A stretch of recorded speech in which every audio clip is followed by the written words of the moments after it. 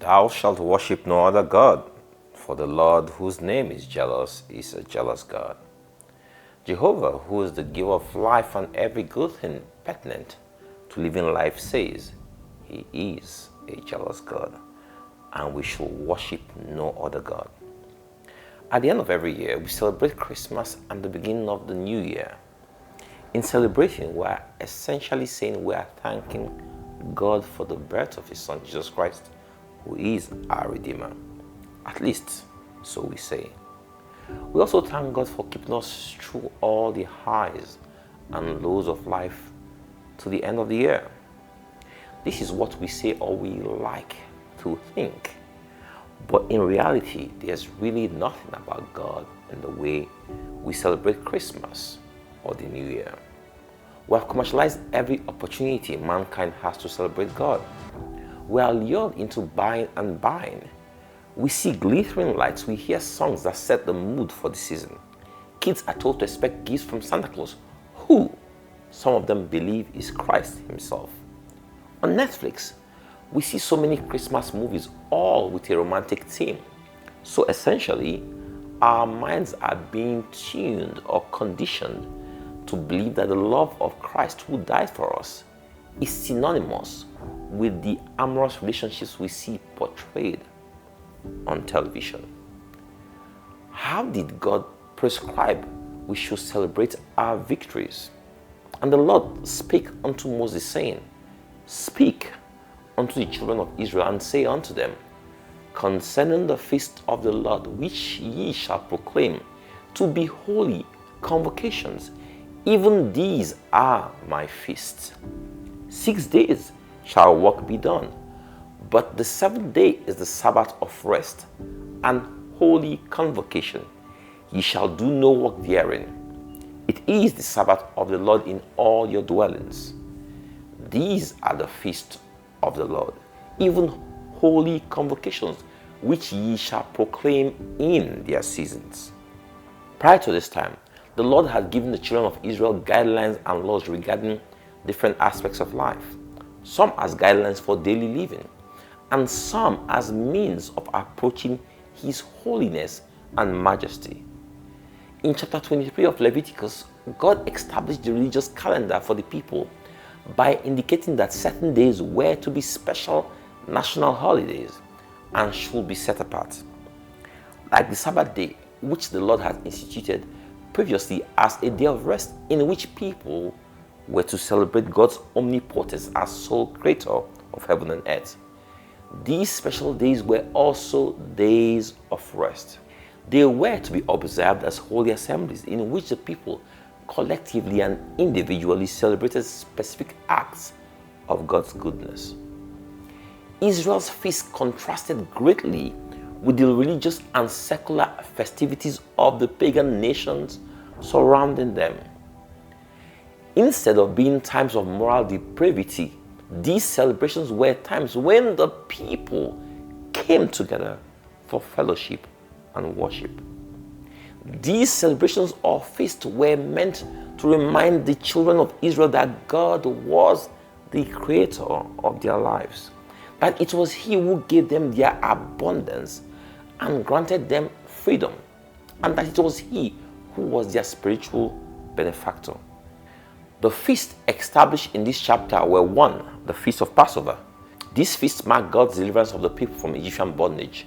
2, the Feast of Harvest, also known as Pentecost or the Feast of Weeks, a harvest festival observed after the people had offered the first fruits of their crops.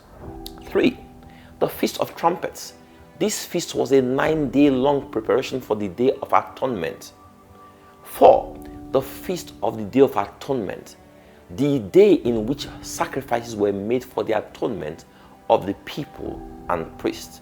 5, the Feast of Tabernacles. This feast required the people to enact their wilderness experience by dwelling in tents or booths. What we see today is the same pagan festivities the nations around Israel practiced. We see the same moral depravity. This is why God said to Moses in Exodus 34, "Take heed to thyself, lest thou make a covenant with the inhabitants of the land whither thou goest, lest it be for a snare in the midst of thee. But ye shall destroy their altars, break their images, and cut down their groves. For thou shalt worship no other God, for the Lord, whose name is jealous, he is a jealous God.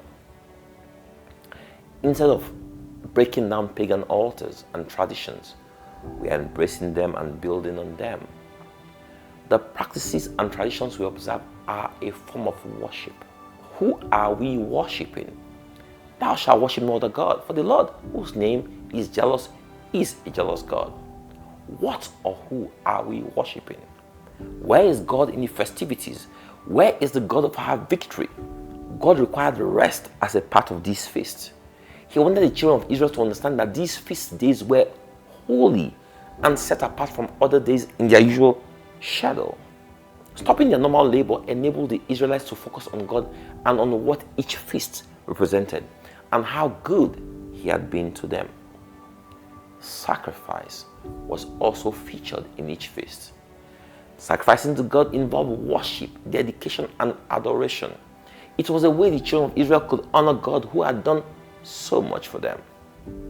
Sacrifice is important today for many of the same reasons, and it helps us see our smallness next to God's greatness.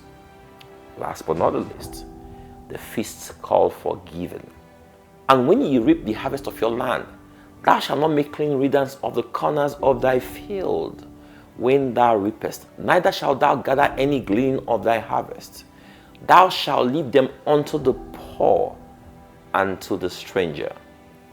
I am the Lord your God. Today, we give to our loved ones but neglect the poor. What of those we don't know? The strangers in our midst. God has compassion on the poor and needy. He wants us to look out for those who are less fortunate. It's interesting that rather than commanding the children of Israel to reap and divide among the poor, he told them, leave a portion in the field to be gleaned by the poor, showing his desire for all able-bodied men and women to work for what they eat. What we owe them is to give them opportunities to work and earn a living. We celebrate Christ by resting from our usual routines, making sacrifices that involve Bible reading, praying, praising, and worshiping God. We celebrate Christ by acts of kindness to the poor and needy amongst us. This is the message of the Lord. We must never forget that our God, whose name is jealous over us. God bless you all.